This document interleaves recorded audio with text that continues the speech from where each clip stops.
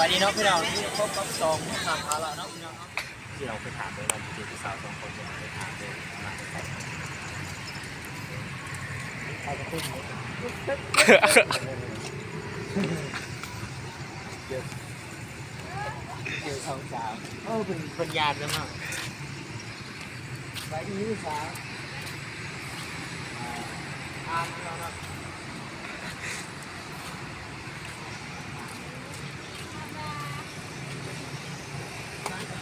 แจงเลย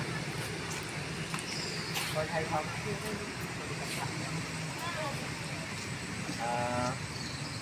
นิสัยเนาะวันในเทปมาเกี่ยงมาพักนิดหนึ่งนะลงตลาดมานิสัยนี่ไอ้คำมีประทานนิดนึงนะเชิญท่านลงลายเนาะแต่ว่านิสัยละลายแล้วแต่ก็เนี่ยครับทำเป็นทำเป็นกับผู้ว่าสาวทำมามีวิธีเลยเนาะที่ภาษาแบบทำมาหลายคนก็น่าจะมีประสบการณ์เนาะเพราะว่าทำก็เหมือนจริงในนาทีอย่างไอ้คำนี่แหละทรงสายตาเลยแล้วก็ในอย่างทักมาถามมามีวิธีเนาะผู้บ่าวเวลาที่ผู้บ่าวก็รอมีวิธีเลยมาเดี๋ยวเบ่งไม่ต้องอายต้องอายเนาะต่อไปเบ่งกล่องอะไรเบ่งเลยเนี่ยนะไม่ใช่ว่ะอันนี้จะเป็นสายเนาะประมาณแดดแดดน้ำมูกสำหรับไอ้คำเลยทรงสายตาเลยเป็นไอ้คำเนี่ยเนี่ยทรงสายตาอะไรก็ผ้าไปกันพักเลยโมแมนเนาะโมแมนเนาะไอ้คำเอาหยอกเนาะเอาโมแมนความจริงเนาะไปรับจากการคำเนี่ยแต่คอเบอร์เนาะสไตล์คำคอเบอร์หรือว่าทรงสายตาหยอกเนาะแซดเอาเนาะต้องมูจักกันมือหนึ่งสองมือเนาะประมาณนั้นสิมูเลยก็สิไปเลยบ่ได้เนาะเราต้องใส่กันก่อนเนาะพี่น้องเนาะแต่มื้อนี้ก็ดีใจเนาะเพิ่นก็มาแต่สวรรค์เขตเนาะมาเฮ็ดเวียกอยู่เย็นนี่อยู่ใส่อยู่89มาลีนนี่แหละมาลีนใช่แล้วนี่มึงเหมือนกันนะอยากได้เยอะแต่ก็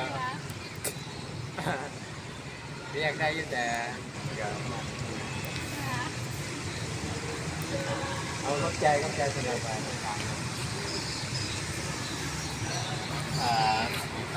ผู้ชมก็ดีใจแล้วนะสำหรับตอบจากการกองมัวสาวมาในสวรรค์เขตเราดีใจแล้วนะไอ้ทำสิคะไปเบิกต่อเนาะเจอซ้ำใจเนาะไปเนาะ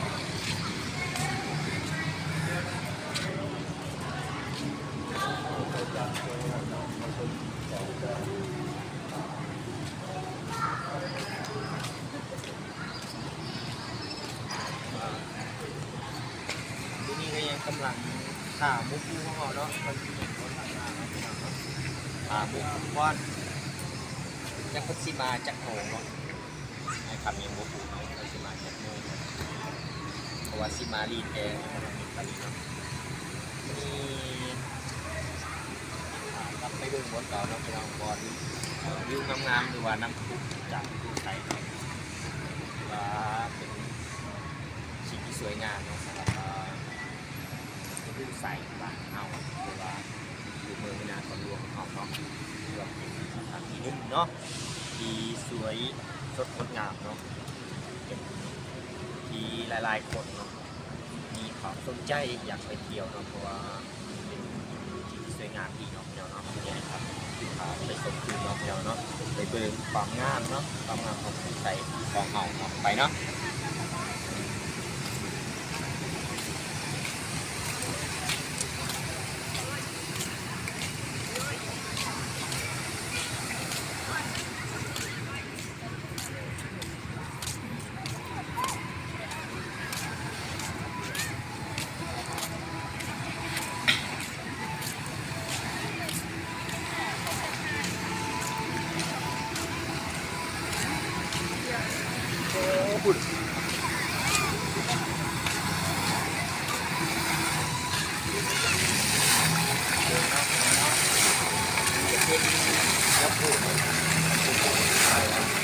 น้าหายเนาะพี่น้อง